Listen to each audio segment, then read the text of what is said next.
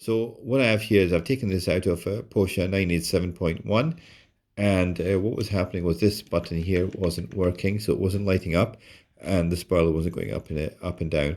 So that's the spiral button, PASM button, and the PSM button. So these were just clicking on. So what I did was just open this. I wanted to see what was inside it, and just before I pull it open, I'll just show you the code.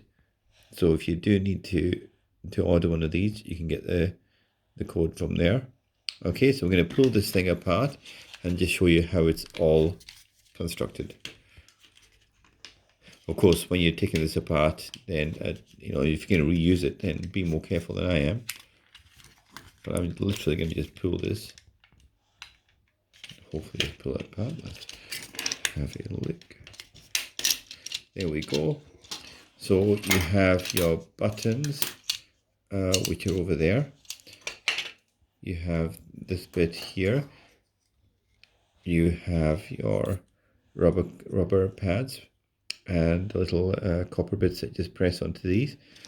And I was hoping this would be quite easy to repair with a circuit board, but I couldn't see anything wrong with it. I still can't work out what happened here, but I'm going to show you it so you can have a look yourself.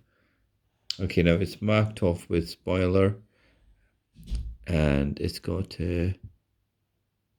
I think that's DEMTR, Sport Reserve. So I'm not sure what this is for, but there you go there. And from the other side, so I was expecting to see maybe a broken wire or maybe something off here, but nothing. Okay, so this, if you think of repairing this, then you know, you may be able to fix these. I'm not too sure, but that's mine there, that side, and again the other side. Thank you very much, and subscribe to the channel, please.